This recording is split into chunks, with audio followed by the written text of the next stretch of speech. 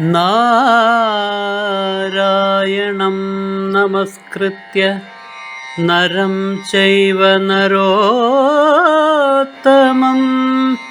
ദേവീം സരസ്വതീം വ്യാസം തതോ ജയമുദീരയേ.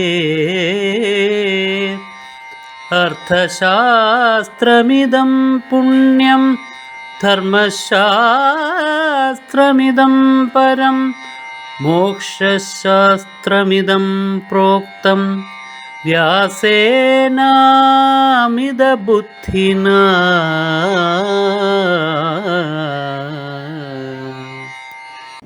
ഞാൻ ആനന്ദങ്ങൾ നിറഞ്ഞു നിൽക്കുമ്പോഴേക്കും പിന്നെ പരിഭ്രമങ്ങളില്ല, പിന്നെ ദുഃഖങ്ങളില്ല, പിന്നെ ദൈന്യങ്ങളില്ല, ദൗർബല്യങ്ങളില്ല. ഈ ജീവിതം ആനന്ദമായി തീരും. അങ്ങനെ ബാല്യത്തിലെ അറിഞ്ഞു കഴിഞ്ഞാൽ ജീവിതം മുഴുവൻ ആനന്ദിച്ച് കഴിയാം. അങ്ങനെ ആനന്ദിക്കുന്ന ആളുകൾ എത്രയോ പേരുണ്ട്. ഇതിഹാസ പുരാണങ്ങളിലുണ്ട്, ദൈനംദിന ജീവിതത്തിലുണ്ട്, നമുക്ക് ചുറ്റുപാടുമുണ്ട് അങ്ങനെയുള്ള ആളുകൾ. പക്ഷേ പെട്ടെന്ന് നമുക്ക് തിരിച്ചറിയാൻ കഴിഞ്ഞു വരില്ല. ഇതിഹാസ പുരാണങ്ങളിൽ നമ്മൾ സനകാദികളെ കാണുന്നു. ബാല്യം മുതൽ തന്നെ അവര് ജ്ഞാനം നേടി ബ്രഹ്മസ്വരൂപരായി ഈ ലോകത്തെ അനുഗ്രഹിക്കാൻ വേണ്ടി നിരന്തരം സഞ്ചരിച്ചുകൊണ്ടേയിരിക്കുന്നു. സനത്കുമാരൻ, സനകൻ, സനന്ദനൻ, സനാതനൻ എന്നുള്ള ആ ഋഷിവര്യന്മാര്. അങ്ങനെ ബാല്യം മുതലേ ആത്മജ്ഞാനികളായിട്ടുള്ളവരുണ്ട്. ശുഖബ്രഹ്മർഷി അങ്ങനെയുള്ള ആളാണ്. ഇങ്ങനെ എത്രയോ പേര്. ശ്രീ ശങ്കരാചാര്യസ്വാമികൾ അങ്ങനെയാണ്. ഇങ്ങനെ ആയിരക്കണക്കിന് ആളുകളുണ്ട് ബാല്യം മുതലേ ആ തലത്തിൽ എത്തിച്ചേർന്ന ആളുകൾ.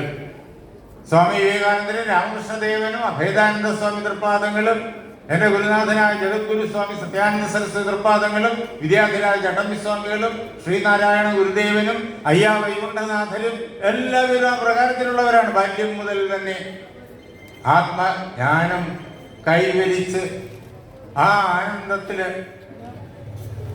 ജീവിതത്തെ മുഴുവൻ അനുഗ്രഹദായകമായി, ലോകാനുഗ്രഹദായകമായി നയിച്ച ആളുകൾ. അതുകൊണ്ട് ബാല്യത്തിലെ അറിഞ്ഞു കഴിഞ്ഞാൽ വളരെ നല്ലത്. ബാല്യത്തിൽ അറിയാൻ കഴിഞ്ഞില്ല, അതുകൊണ്ട് വിഷമിക്കേണ്ട കാര്യമൊന്നുമില്ല. അതാണ് ഭഗവാൻ പ്രത്യേകിച്ചെടുത്ത് പറയുന്നത്. എപ്പോഴെങ്കിലും അറിഞ്ഞാൽ മതി. അപ്പൊ തൊട്ട് നമ്മുടെ ജീവിതം ഒരു പുതുമണ്ഡലത്തിലേക്ക് എത്തിക്കഴിഞ്ഞിരിക്കുന്നു. പ്രയാണകാലേക്ക് മരിക്കുന്ന നിമിഷം, അവസാനത്തെ ശ്വാസം വലിക്കുന്ന നിമിഷം, ആ നിമിഷത്തിലെങ്കിലും അറിഞ്ഞു കഴിഞ്ഞാൽ പിന്നെയോ അവര് പിന്നെ എന്നിൽ നിന്നിട്ട് ഒരിക്കലും ഭ്രംശിച്ചു പോവില്ല. ഞാനാകുന്ന ആനന്ദം അവരിൽ നിറഞ്ഞ് ഞാൻ തന്നെയായി തീരുന്നു. അവർ എന്നിൽ ലയിച്ച മനസ്സോട് കൂടിയവരായി തീരുന്നു. അവരെന്നെ പൂർണ്ണമായും അറിയും. ഈ ശരീരം വിട്ട് പോയതുകൊണ്ട് എല്ലാം അവസാനിക്കുന്നില്ല. പിന്നെയോ ആ ആത്മസ്വരൂപം, നാം തന്നെയായിരിക്കുന്ന ആ ആത്മസ്വരൂപം ഒരിക്കലും നഷ്ടപ്പെടാതെ അത് പരിപൂർണമായും പ്രകാശിച്ചു നിൽക്കുന്നു. ആ ആത്മസ്വരൂപത്തെ അറിഞ്ഞു കഴിഞ്ഞാൽ ആ ഞാൻ ആനന്ദങ്ങളില് സുഖമായി നിലനിൽക്കുന്നു. അവർക്ക് മരണമില്ല. ഈ ലോകത്തിൽ നമ്മൾ എല്ലാവരും മരിക്കുന്നു എന്ന് കരുതിയിട്ട് ഭയക്കുകയും ദുഃഖിക്കുകയും ഒക്കെ ചെയ്യുന്നുണ്ട്. മരണത്തെ എങ്ങനെ അതിലംഘിക്കാമെന്ന് അന്വേഷിക്കുന്നുമുണ്ട്. മരണത്തെ അതിലംഘിക്കാനുള്ള മാർഗം ഇതാണ്, ആത്മസ്വരൂപത്തെ അറിയലാണ്. ആത്മസ്വരൂപത്തെ അറിയുമ്പോഴേക്കും എനിക്ക് മരണമില്ല എന്ന പ്രത്യക്ഷമായിട്ടുള്ള അനുഭവം ഉണ്ടാവും, ബോധമുണ്ടാവും. അപ്പൊ പിന്നെ ഭയപ്പാടുകളില്ല. മരണത്തെ അതിലംഘിച്ചു കഴിഞ്ഞിരിക്കുന്നു. ജീവിച്ചിരിക്കവേ തന്നെ അവർ മുക്തരായി കഴിഞ്ഞിരിക്കുന്നു. വലുതിലെ അറിഞ്ഞു കഴിഞ്ഞാൽ ജീവിച്ചിരിക്കവേ തന്നെ അവർ മുക്തരായി കഴിഞ്ഞിരിക്കുന്നു. മരിക്കുന്ന നിമിഷത്തിലെങ്കിലും അറിഞ്ഞാൽ അവരെ മരണം തൊടുന്നില്ല. പിന്നെ അവർക്ക് പിന്നെ മരണമില്ല. നാട്ടുകാർ പറയും അദ്ദേഹം ഇത്ര വയസ്സിലെ മരിച്ചുപോയി എന്നൊക്കെ ആളുകൾ പറയും. പക്ഷേ യഥാർത്ഥത്തില് അവരാരും മരിച്ചിട്ടില്ല. അങ്ങനെയുള്ള ആത്മചേതസ്സുകൾ ഒരിക്കലും മരിച്ചിട്ടില്ല. യഥാർത്ഥത്തിൽ നമുക്കും മരണമില്ല. ആത്മാവിനെ അറിഞ്ഞിട്ടില്ലാത്ത ആളുകൾക്കും മരണമില്ല എന്നുള്ളതാണ് വാസ്തവം. പക്ഷേ ഞാൻ ശരീരമാണ് എന്നുള്ള ധാരണ നിലനിൽക്കുമ്പോളം കാലം എനിക്ക് മരണമുണ്ട് എന്നുള്ളതായ ഭയം നമ്മെ വേട്ടയാടുന്നു. ഇല്ലാത്ത ഭയത്തെ സൃഷ്ടിച്ചിട്ട് നമ്മെ വേട്ടയാടാനായിട്ട് നമ്മുടെ കൂടെ കൊണ്ട് നടക്കുന്നു ഈ ഭയത്തെ. നമുക്കിപ്പോഴും മരണമില്ല. നമ്മളും അധ്യാത്മ ജ്ഞാനം നേടിയ ആളുകളും തമ്മിലുള്ള വ്യത്യാസം എന്താ? നമുക്ക് മരണമില്ല എന്ന് അറിയുന്നില്ല, അവരറിയുന്നു. ഇത്രയുള്ള വ്യത്യാസം. പക്ഷെ ആ വ്യത്യാസം വലിയ വ്യത്യാസമാണ്, യാതൊരു സംശയവും വേണ്ട. വ്യത്യാസം ചെറുതാണെങ്കിലും അത് വളരെ വലുത് തന്നെയാണ്. അങ്ങനെ അതിഭൂതമായ അതിദൈവമായ അധ്യാത്മമായി എന്നെ അറിഞ്ഞാൽ അവര് മരണത്തെ അതിലംഘിക്കുന്നു. അവർക്ക് പിന്നെ ഒരിക്കലും എന്നെ നഷ്ടപ്പെടില്ല എന്ന് ഉറപ്പായി പറഞ്ഞുകൊണ്ടാണ് 7-ാം അധ്യായം ഭഗവാൻ ഉപസംഹരിച്ചത്. അങ്ങനെ വരുമ്പോഴേക്കും സ്വാഭാവികമായിട്ടും ഒരു സംശയം അർജുനന്റെ മനസ്സിലുണ്ടാവും, അഥവാ നമ്മുടെ മനസ്സിലുണ്ടാകും. എന്താണ് ഈ അതിഭൂതം അതിദൈവം അധ്യാത്മം എന്നൊക്കെ അദ്ദേഹം പറഞ്ഞത്? അതാണ് അദ്ദേഹം ഇവിടെ വിവരിക്കാൻ തുടങ്ങുന്നത്. എന്തിനാന്ന് വെച്ച് കഴിഞ്ഞാൽ നമ്മെ ജാഗ്രത അവസ്ഥയിലേക്ക്, ആത്മജ്ഞാനത്തിലുള്ള ജാഗ്രത അവസ്ഥയിലേക്ക് കൊണ്ടുവരാൻ വേണ്ടി, ആത്മാവിനെ ശരിക്ക് മനസ്സിലാക്കാൻ വേണ്ടി. അതാണ് ഇതിനെ അക്ഷരബ്രഹ്മയോഗം. അക്ഷരബ്രഹ്മം, ക്ഷരമല്ലാത്തത്, നശിക്കാത്തത്,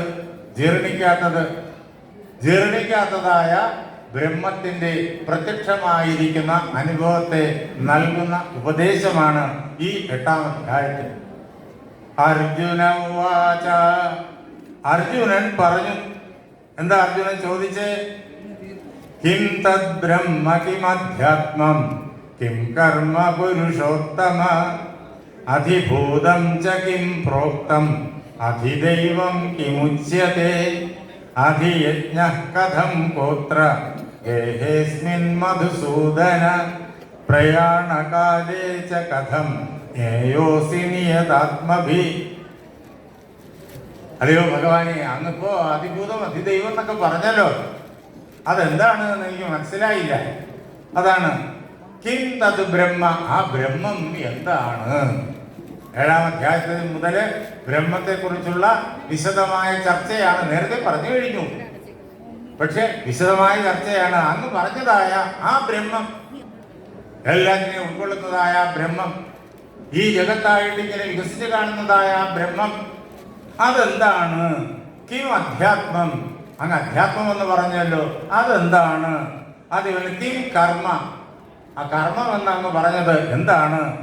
അതിഭൂതം ച കിം പ്രോക്തം അതിദൈവം കിമുച്യത്തെ. അതിഭൂതം എന്ന് അങ്ങ് എന്തിനെയാണ് പറഞ്ഞത്? അതേപോലെ അതിദൈവം എന്ന് അങ്ങ് പറഞ്ഞതും എന്താണ് എന്ന് മാത്രമല്ല, അധിയജ്ഞ കഥം ഗോത്ര ദേഹേസ്മിൻ മധുസൂദന.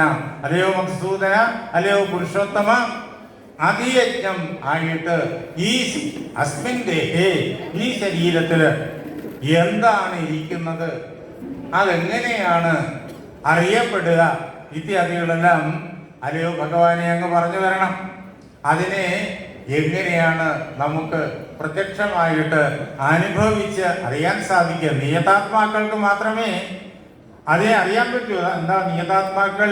ജ്ഞാനികൾ, പരമാത്മാവിനെ അറിഞ്ഞ ആളുകൾ. അതാണ് ജ്ഞാനം. ബാക്കിയൊക്കെ ഭാഗികമായ ജ്ഞാനങ്ങൾ, അല്പമായ ജ്ഞാനങ്ങളൊക്കെയാണ്. ഭൗതിക ജ്ഞാനം അല്പാൽപമായിരിക്കുന്ന ജ്ഞാനമാണ്. ഭഗവാന്റെ പൂർണ്ണതയുടെ വളരെ നേരിയ ഒരു അംശം, അത് മാത്രമാണ് ഭൗതിക ജ്ഞാനത്തിന്റെ ഏത് മണ്ഡലമായാലും. സമ്പൂർണമായ ജ്ഞാനം അതാണ് ഭഗവത് ജ്ഞാനം. അപ്പോ ഇതെല്ലാം അറിയപ്പെട്ടതായിത്തീരും. യാതൊന്നറിഞ്ഞാലാണോ ഇതെല്ലാം അറിയപ്പെട്ടതായിത്തീരുക? ആ ജ്ഞാനം എനിക്ക് പകർന്നു തരണമെന്നാണ് ഉപനിഷത്തിലെ മന്ത്രദ്രഷ്ടാവായ ഋഷിയോട് ശിഷ്യൻ ആവശ്യപ്പെടുന്നത്. അതാണ് സമ്പൂർണമായിരിക്കുന്ന ജ്ഞാനം. അത് നേടിയ ആളുകൾ, ആ നേടിയ ആളുകൾ എങ്ങനെയാണ് ഈ ലോകത്തിൽ നിന്ന് യാത്രയാകുന്ന അവസരത്തിലായാൽ പോലും നഷ്ടപ്പെടാതെ അതിനെ അങ്ങനെയുള്ള അങ്ങയെ അനുഭവിക്കുക പറഞ്ഞു തരണം എന്ന് അർജുനൻ ചോദിക്കുന്നു. അഥവാ നമ്മൾ ചോദിക്കുന്നു. നമ്മുടെ ചോദ്യാണിതെല്ലാം. നാം തന്നെയാണ് അർജുനൻ. ശ്രീ ഭഗവാനുവാച. ശ്രീ ഭഗവാൻ പറഞ്ഞു. ഭഗവാൻ ഉത്തരം പറയാണ്. അക്ഷരം ബ്രഹ്മപരമം സ്വഭാവോധ്യാത്മമുച്യതേ ഭൂതഭാവോദ്ഭവകരോ വിസർഗ കർമ്മ സജ്ഞിത. ഭഗവാൻ പറയാണ്, ഈ 5 ഭാവങ്ങളോടൊപ്പമാണല്ലോ ബ്രഹ്മത്തെ അറിയേണ്ടത്. അങ്ങനെ അഭാവങ്ങൾ 5നെയും അദ്ദേഹം വിശദമായിട്ട് പറയാണ്. അതിനെല്ലാം ഉൾക്കൊള്ളുന്ന അതിനോടൊപ്പമുള്ളതായ ബ്രഹ്മത്തെയും അദ്ദേഹം സമ്പൂർണമായി നമുക്ക് ഗ്രഹിപ്പിച്ചു തരികയാണ്. അക്ഷരം ബ്രഹ്മ പരമം. അറിയോ അർജുന, പരമമായിരിക്കുന്നത്, ഈ ലോകത്തിന്റെ പരമകാരണമായിരിക്കുന്നത്. ഈ ലോകത്തിന് നമുക്ക് കാരണങ്ങൾ പലതും കാണാം. ഈ മേശയുടെ കാരണം അന്വേഷിച്ചു പോയാൽ അത് ഇരുമ്പാണ് എന്ന് കാണാം. ഈ മേശ വിരിപ്പിന്റെ കാരണം അന്വേഷിച്ചു പോയാൽ അത് നൂലാണ് എന്ന് കാണാം. ഇങ്ങനെ ഓരോ വസ്തുവിനും നമുക്ക് കാരണങ്ങൾ കാണാം. അത് വീണ്ടും വീണ്ടും ഉള്ളിലേക്ക് ആ കാരണത്തിന്റെ കാരണം അന്വേഷിച്ചു പോകണം. ഈ മേശവിരിപ്പിന്റെ കാരണം നൂലെന്ന് കണ്ടു, ആ നൂലിന്റെ കാരണം എന്തെന്ന് അറിയണം. ഈ മേശയുടെ കാരണം ഇരുമ്പെന്ന് കണ്ടു, ആ ഇരുമ്പിന്റെ കാരണം എന്തെന്നറിയണം. ഇങ്ങനെ നമ്മൾ പരമ്പരയായിട്ട് കാരണത്തിന്റെ കാരണവും അതിന്റെ കാരണവും അന്വേഷിച്ച് പോയി കഴിഞ്ഞാൽ അവസാനം ഒരൊറ്റ കാരണത്തിൽ ചെന്ന് നിൽക്കും. പിന്നെ അതിനപ്പുറം മുന്നോട്ട് പോകാനാവില്ല. അതാണ് പരമമായിരിക്കുന്ന കാരണം, ഏറ്റവും പ്രധാനപ്പെട്ടതായിരിക്കുന്ന കാരണം. അതിനപ്പുറം പിന്നെ വേറൊന്നില്ല. ഈ നൂലിന്റെ കാരണം അന്വേഷിച്ചു പോയി കഴിഞ്ഞാൽ അതിനപ്പുറം ഉണ്ട്. ഇരുമ്പിന്റെ കാരണം അന്വേഷിച്ചു പോയാൽ, ഈ ക്ഷേത്രത്തിന്റെ കാരണം അന്വേഷിച്ചു പോയാൽ അതൊക്കെ ഉണ്ട്. പക്ഷേ ഇതിന്റെ എല്ലാം കാരണമായിരിക്കുന്ന ആ പരമകാരണം ബ്രഹ്മവസ്തു അതിലെത്തിക്കഴിഞ്ഞാൽ പിന്നെ അതിനപ്പുറം അതിനൊരു കാരണം അന്വേഷിച്ചു പോകാനായിട്ടില്ല. അത് വേറൊന്നിൽ നിന്നും ഉണ്ടായതല്ല. അത് ഒരിക്കലും വേറൊന്നിൽ പോയി ലയിക്കുന്നതുമല്ല. ഈ ലോകത്തിലുള്ള സകല വസ്തുക്കളും വേറൊന്നിൽ നിന്നുണ്ടായതാണ്. അതാണ് അതിന്റെ കാരണം. ഏതൊരു വസ്തുവും ഏതിൽ നിന്നുണ്ടായോ അതാണ് കാരണം. എന്നാൽ ഈ ബ്രഹ്മം എന്നുള്ളതുണ്ടല്ലോ, അത് വേറൊന്നിൽ നിന്നും ഉണ്ടായതല്ല. അത് വേറൊന്നിലും പോയി ലയിക്കുകയുമില്ല. ഈ ലോകത്തുള്ള എല്ലാ വസ്തുക്കളും അതിന്റെ കാരണത്തിൽ ലയിക്കും. സകല വസ്തുക്കളും അതിന്റെ കാരണത്തിൽ ലയിക്കും. എന്നാൽ ഈ പരമകാരണം ഉണ്ടല്ലോ, വേറൊന്നിലും ലയിക്കില്ല. അതുകൊണ്ടാണ് സർവകാരണത്തിനും കാരണമായിരിക്കുന്ന ആ കാരണത്തെ പരമകാരണം എന്ന് പറഞ്ഞത്. അതിനപ്പുറം വേറൊന്നില്ല. ആ കാരണത്തെയാണ് ബ്രഹ്മം എന്ന് പറയുക. അതാണ് ഈ ജഗത്തായിട്ട് വികസിച്ച് നമ്മുടെ കണ്ണില് ഇങ്ങനെ വലിയ ആകൃതിയില് കാണപ്പെടുന്നത്. അത് അക്ഷരമാണ്. ആ കാരണം നാശമില്ലാത്തതാണ്. ഈ ലോകത്ത് കാണപ്പെടുന്നതായ പദാർത്ഥങ്ങളെല്ലാം നശിക്കും. എല്ലാത്തിനും അതിൻ്റെതായ ഒരു കാലഘട്ടമുണ്ട്. ആ കാലഘട്ടം കഴിയുമ്പോഴേക്കും അതെല്ലാം പിരിഞ്ഞു പോകും. പിരിഞ്ഞു പോകാതെ നിവൃത്തിയില്ല. അതിനെ ശാശ്വതമായിട്ട് പിടിച്ചു നിർത്താനായിട്ടുള്ള ഒരു വ്യവസ്ഥയും നമുക്ക് കൈവന്നിട്ടില്ല. നമ്മുടെ ജീവനെ ശാശ്വതമായിട്ട് പിടിച്ചു നിർത്താനുള്ള വ്യവസ്ഥ പോലും നമുക്ക് കൈവന്നിട്ടില്ല. ആ വ്യവസ്ഥയുണ്ട്. അത് ജീവന്റെ യഥാർത്ഥ സ്വരൂപത്തെ അറിയുക, ബ്രഹ്മസ്വരൂപത്തെ അറിയുക മാത്രമാണ്. അതല്ലാതെ കണ്ട് വേറെ ഒരു വ്യവസ്ഥയും കൈവന്നിട്ടില്ല. എന്തുകൊണ്ടെന്നാൽ ഇതെല്ലാം വേറൊന്നിൽ നിന്നുണ്ടായതാണ്. യാതൊന്നിനാണോ ഉൽപ്പത്തിയുള്ളത് അതെല്ലാം നശിച്ചേ പറ്റൂ, അതെല്ലാം ലയിച്ചേ പറ്റൂ. ഉൽപ്പന്നമായത് നശിക്കും, അണുക്കൾ നിൽക്കും. കുമാരനാശാൻ വീണഭൂവില് ഈ കാര്യം വളരെ സ്പഷ്ടമായിട്ട് പാടുന്നുണ്ട്. ഏതൊരു വസ്തുവാണോ ഉൽപ്പന്നമായിട്ടുള്ളത്, വേറെ നിന്നിട്ടുണ്ടായിട്ടുള്ളത്, അത് നശിക്കും. അണുവായിട്ടുള്ളത് നിൽക്കും, അണുവിൽ അണുവായിട്ടുള്ളത് നിൽക്കും. ഈ സർവ്വ പദാർത്ഥങ്ങൾക്കും കാരണമായിരിക്കുന്ന അത്യന്തം സൂക്ഷ്മമായിരിക്കുന്ന ആ പരമകാരണമുണ്ടല്ലോ, അത് നിൽക്കും. അതിൽ നിന്നുണ്ടായതെല്ലാം നശിക്കും.